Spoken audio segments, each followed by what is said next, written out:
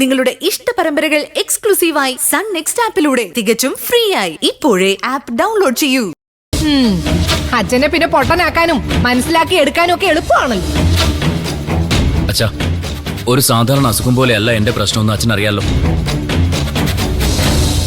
എന്റെ ശരീരത്തിനെയും മനസ്സിനെയും അതേപോലെ മനസ്സിലാക്കി കെയർ ചെയ്യുന്ന ഒരു ഡോക്ടറെയാണ് വേണ്ടത്.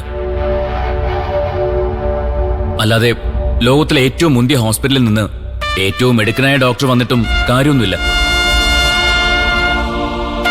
അതെ, ഡോക്ടറും രോഗിയും തമ്മിലുള്ള മാനസിക ഐക്യവും പൊരുത്തവുമാണ് ഏത് രോഗത്തെയും പെട്ടെന്ന് ഭേദമാക്കുന്നത്.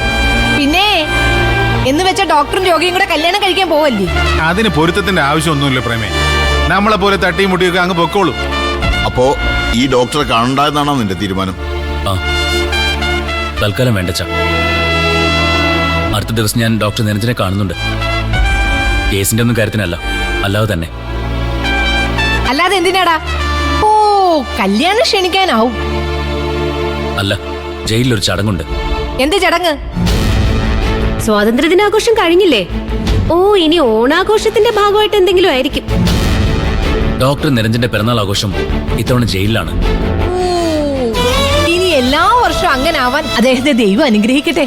മോളെ, അത് ഇംഗ്ലീഷിൽ എങ്ങനെയാടി പറയുന്നേ? Many many happy returns of the jail day. പ്രേമേ, അല്ല അച്ഛാ, പ്രീ ഡിഗ്രി ഫെയിൽഡ് ആണെങ്കിലും ഞാനൊന്ന് പറഞ്ഞു നോക്കിയതാ. ഡോക്ടർ നിരഞ്ജനെ കണ്ടതിന് ശേഷം മതി അച്ഛാ പുതിയ ഡോക്ടർ. അതുവരെ ഇക്കാര്യം എന്നോട് പറയരുത് പ്ലീസ്. മാത്രമല്ല, ഡോക്ടർ നിരഞ്ജൻ ഉടനെ പുറത്തിറങ്ങുകയും ചെയ്യും. തൽക്കാലം എന്റെ ഹൃദയം ഇടിക്കുന്നത് അതിനുവേണ്ടി മാത്രമാണ്.